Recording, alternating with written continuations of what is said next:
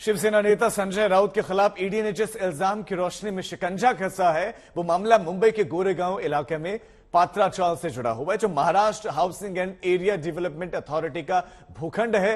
गिरफ्तारी की सबसे बड़ी वजह तो यही सामने आ रही है कि सांसद संजय राउत केंद्रीय जांच एजेंसी के साथ सहयोग नहीं कर रहे थे।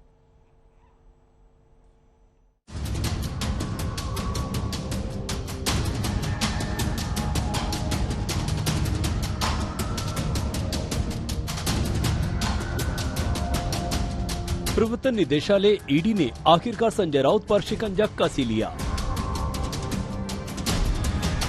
ईडी ने संजय को पीएमएलए के तहत गिरफ्तार किया। संजय राउत के घर से ईडी को 11.50 लाख रुपए कैश भी मिले। केंद्रीय जांच एजेंसी का एक सियासी नेता पर हाथ डालने का मतलब तो यही था कि सियासी ड्रामा होना, और वो हुआ भी। फिर चाहे वो खिड़की से झांकना हो या फिर घर से निकलकर अपना गमछा हवा में लहराना या फिर गिरफ्तारी से पहले वो मां का आरती उतारना, ये सब कुछ सियासी था। और ऐसे में उनका बयान भी सियासत से पूरी तरह से सराबोर नजर आया। मेरे खिलाफ जिस प्रकार से झूठी कार्रवाई, झूठे कागज, झूठे एविडेंस लोगों को मार मार कर पीट कर बनाए जा रहे हैं, ये सिर्फ महाराष्ट्र को कमजोर करने के लिए, शिवसेना को कमजोर करने के लिए। लेकिन शिवसेना कमजोर नहीं होगी, महाराष्ट्र कमजोर नहीं होगा। दूसरी बात, संजय राउत झुकेगा नहीं, ना पार्टी छोड़ेगा, ना शिवसेना छोड़ेगा। पेड़े वाटा महाराष्ट्र कमजोर होतो है, पेड़े वाटा पेड़े बरं का, महाराष्ट्रावर हल्ले होत आहेत, पेड़े वाटा। अरे बेशरम लोक आहेत तुम्ही, लाज वाटली पाहिजे तुम्हाला। आणि शिवसेना इतकी कमजोर नाहीये, खरी शिवसेना काय आहे हे आज तुम्ही पाहताय। यानी संजय राउत का दावा है कि केंद्रीय जांच एजेंसी ने उन पर जो भी इल्जाम गढ़े वो सब के सब झूठे हैं और सबूत भी सही नहीं है। रविवार की शाम से ही केंद्रीय जांच एजेंसी यानी ईडी और संजय राउत के बीच हूत तू वाला खेल शुरू हो गया था। खबर फैलने के बाद भारी संख्या में समर्थक संजय राउत के घर के बाहर जमा हो गए। यहाँ तक कि ईडी की टीम का रास्ता ही रोक लिया गया। हालांकि पुलिस को पसीना बहाना पड़ा, लेकिन समर्थकों की भीड़ को वहाँ से हटा दिया गया। और देर रात तक जो इंटेरोगेशन और पूछताछ चला, उसके बाद उनको थोड़ा समय आराम के लिए भी मिला। लेकिन जैसे कि मैंने पहले भी बताया था, अगर उन्हें कुछ और डिटेल्स निकालनी है तो समय अभी थोड़ा कम है। ताकि साफ तौर पर एनफोर्समेंट डायरेक्टरेट के वरिष्ठ अधिकारी खास करके जो दिल्ली से भी आए हैं, वो कोर्ट में उनकी दलीलों में एडिशनल कस्टडी जरूर मांगेंगे। उधर प्रवर्तन निदेशालय का ये आरोप था कि संजय राउत जांच में सहयोग नहीं कर रहे।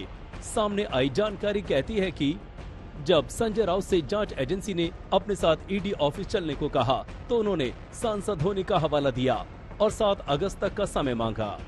छापेमारी के वक्त संजय राउत ने सफाई दी थी कि एक जिम्मेदार सांसद के रूप में संसद सत्र में भाग लेना है और इसलिए वो 20 और 27 तारीख को ईडी के सामने पेश नहीं हुए। मामला एक सियासी कद्दावर नेता का था और कार्रवाई कर रही थी एक केंद्रीय जांच एजेंसी।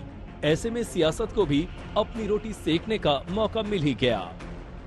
बीजेपी के खिलाफ वो बोलते रहते हैं, बीजेपी के सामने डर के मारे सर नहीं झुकाई। बस यही इनका एक ही गलती है, एक ही अपराध मान सकते हैं आप। यही इनकी साजिश है कि हिंदुस्तान में कहीं भी विपक्ष पार्टियां कोई राज नहीं कर पाए।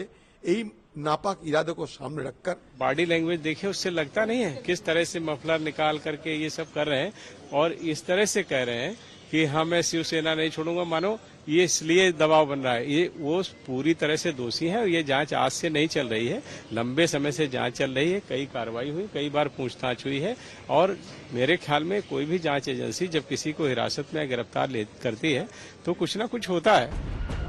सवाल उठता है कि आखिर ईडी को संजय राउत को गिरफ्तार क्यों करना पड़ा।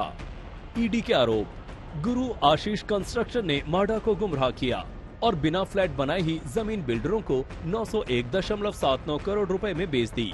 गुरु आशीष कंस्ट्रक्शन ने मीडोज नाम से एक प्रोजेक्ट शुरू किया और खरीदारों से फ्लैट के लिए 138 करोड़ रुपए जुटाए। जांच में सामने आया कि कंस्ट्रक्शन कंपनी ने गैर कानूनी तरीके से 1034.79 करोड़ रुपए से ज्यादा की कमाई की। कंस्ट्रक्शन कंपनी ने गैरकानूनी तरीके से कमाई रकम को अपने सहयोगियों को ट्रांसफर किए। ईडी के मुताबिक गुरु आशीष कंस्ट्रक्शन प्राइवेट लिमिटेड असल में HDIL की सिस्टर कंपनी है। जांच में ये भी सामने आया कि HDIL ने करीब 100 करोड़ रुपए प्रवीण राउत के खाते में जमा कराए थे। 2010 में प्रवीण राउत की पत्नी माधुरी ने संजय राउत की पत्नी वर्षा राउत के खाते में 83 लाख रुपए ट्रांसफर किए थे। उस रकम से वर्षा राउत ने दादर में एक फ्लैट खरीदा। ईडी की जांच शुरू होने के बाद वर्षा राउत ने माधुरी राउत के खाते में 55 लाख रुपए भेजे। ईडी के मुताबिक प्रवीण राउत ने राकेश वधावन और सारंग वधावन के साथ मिलकर 1000 करोड़ रुपए से ज्यादा की हेराफेरी की है।